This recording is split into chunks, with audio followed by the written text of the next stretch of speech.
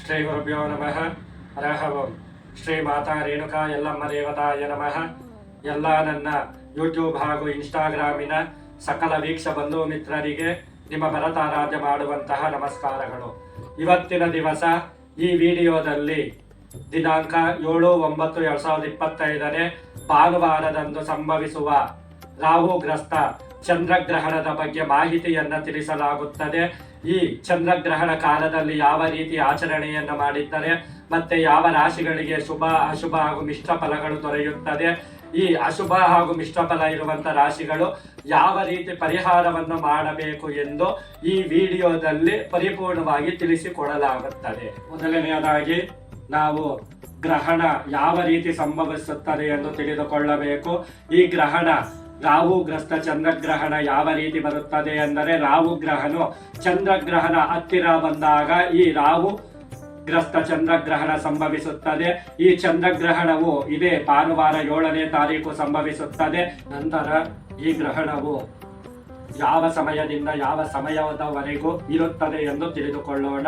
ಮೊದಲು ಗ್ರಹಣ ಆರಂಭದ ಸಮಯ ಬಂದು ಸಂಜೆ 9:57 ಪ್ರಾರಂಭವಾಗಿ ಗ್ರಹಣದ ಮಧ್ಯಮ ಕಾಲ ಬಂದು 11:44 ಇರುತ್ತದೆ. ನಂತರ ಗ್ರಹಣದ ಮೋಕ್ಷದ ಸಮಯ ಅಂದರೆ ಅಂತ್ಯಕಾಲದ ಸಮಯ ಬಂದು 1:27 ಈ ಗ್ರಹಣ ಮೋಕ್ಷವನ್ನ ಹೊಂದುತ್ತದೆ. ಅಂದರೆ ಪರಿಪೂರ್ಣವಾಗಿ 3:30 ಈ ಗ್ರಹಣ ನಮ್ಮ ಭಾರತ ದೇಶದಲ್ಲಿ ಕಾಣಿಸಿಕೊಳ್ಳುತ್ತದೆ. ಈ ಗ್ರಹಣದಿಂದ ಯಾವ ರಾಶಿಗಳಿಗೆ ಶುಭ ಅಶುಭ ಹಾಗೂ ಮಿಶ್ರ ಫಲಗಳು ಎಂದು ತಿಳಿದುಕೊಳ್ಳೋಣ. ಮೊದಲನೆಯದಾಗಿ ಶುಭ ಯಾವ ರಾಶಿಗಳು ಎಂದರೆ ಮೇಷ, ವೃಷಭ, ಕನ್ಯಾ ಹಾಗೂ ಧನಸು ರಾಶಿಗಳಿಗೆ ಈ ಗ್ರಹಣದಿಂದ ಶುಭವನ್ನ ಉಂಟಾಗುತ್ತದೆ. ನಂತರ ಅಶುಭ ರಾಶಿಗಳು ಅಂದ್ರೆ ಈ ಗ್ರಹಣದಿಂದ ಯಾವ ರಾಶಿಗಳಿಗೆ ಅಶುಭ ಫಲಗಳು ಉಂಟಾಗುತ್ತದೆ ಎಂದರೆ ಮೀನರಾಶಿ, ಕುಂಭರಾಶಿ, ವೃಶ್ಚಿಕ ರಾಶಿ ಹಾಗೂ ಕಟಕ ರಾಶಿಗಳಿಗೆ ಈ ಗ್ರಹಣದಿಂದ ಆ ರಾಶಿಗಳಿಗೆ ಅಶುಭ ಫಲಗಳು ಉಂಟಾಗುತ್ತದೆ. ನಂತರ ಮಿಶ್ರ ಫಲ ಅಂದರೆ ಶುಭ ಹಾಗೂ ಅಶುಭ ಫಲಗಳು ಯಾವ ರೀತಿ ಈ ಗ್ರಹಣದಿಂದ ಯಾವ ರಾಶಿಗಳಿಗೆ ಕೊಡುತ್ತದೆ ಅಂದರೆ ಮಕರ ರಾಶಿ, ತುಲಾ ರಾಶಿ, ಸಿಂಹ ರಾಶಿ, ಮಿಥುನ ರಾಶಿ ಈ 4 ರಾಶಿಗಳಿಗೆ ಶುಭ ಅಶುಭ ಹಾಗೂ ಮಿಶ್ರ ಫಲಗಳು ಕೊಡುತ್ತದೆ.